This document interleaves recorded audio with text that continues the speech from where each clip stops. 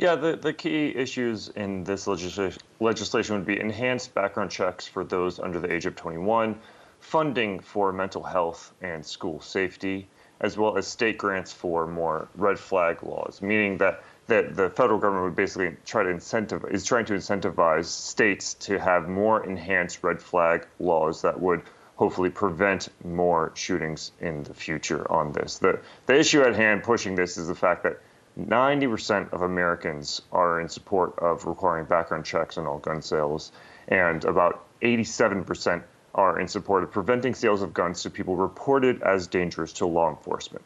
So that would mean there's plenty of support for that. Yeah, how significant would these changes be? How effective would they be? That's a great question, and it depends on who you're asking.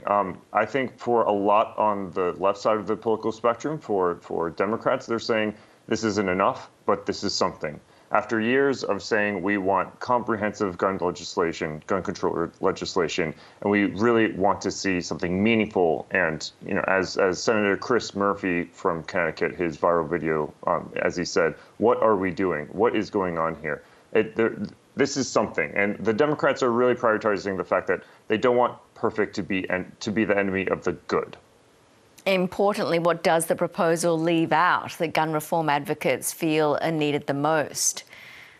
Yeah, the thing is that it's only under the age of 21 that you have enhanced background checks. That 90% figure that I mentioned is for all background checks for everyone. But with that said, one thing that's interesting is the fact that we have, 90% of Americans in support of this sort of legislation. But when you get to the polling, to the voting booth, you can see that the polls aren't the same as what actually voters say. So there were 4 different Democrat tilting states in the U.S. that had referendums on gun control in 2014 and 2016.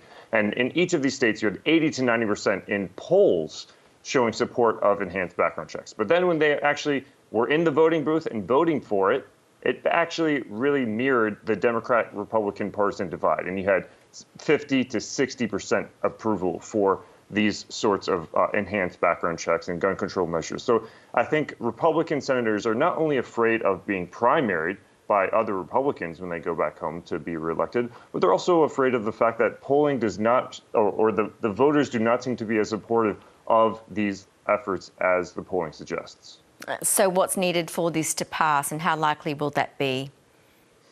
So what you have is that framework has 10 Republican senators. And that means if you can get every single Democrat senator to vote for it, and those 10 Republican senators, then it can not be stuck by filibuster, which basically every other major gun reform legislation has been stuck by. And if you get those 60 senators and just a majority in the House of Representatives, then it will become a law.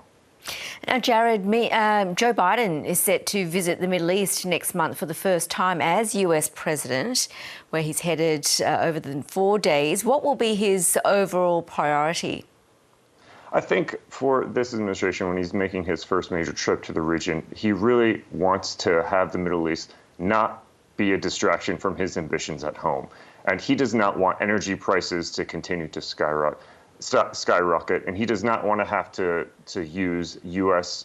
resources, diplomacy to be involved in the region again. There famously was the Asia pivot during the Obama administration when he was vice president, and he wants to keep it that way. He is, in my opinion, mainly going to the region because if you ask American voters what their number one priority is, it is inflation. And what is rising at a faster rate than anything else, and is energy prices. And so he's really going to, I think it's key, going to Saudi Arabia, really trying to get more support for his challenges at home and addressing those challenges. And, if you, at the U.S. Study Center and elsewhere, we poll Americans all the time saying, what are your priorities? What do you want the government to do? And every single polling that you can find on what American priorities are, it's the economy and it's inflation. They can talk about all the things you want in foreign policy and going overseas, looking presidential, but it really is those kitchen table issues like inflation that he wants to get help on. He wants to get OPEC and other oil-producing countries to do more, to have more supply and hopefully, in his opinion, decrease prices. So very likely then that thorny issues won't be addressed. During his campaign for the presidency, he vowed to make Saudi Arabia the pariah that they are for killing Jamal Khashoggi. Tricky time to be addressing that.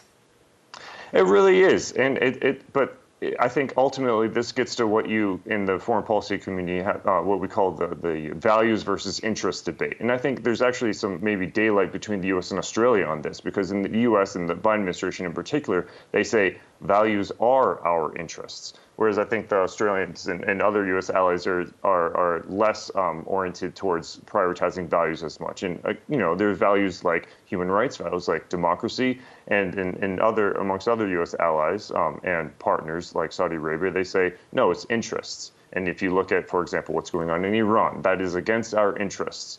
Whereas what Saudi Arabia has been accused of doing in Yemen goes against American values. And I think ultimately this is what the New York Times called a triumph of realpolitik over moral outrage. This is a triumph of interests over values. Jared Mondschein, always good to talk. Thank you. Thank you.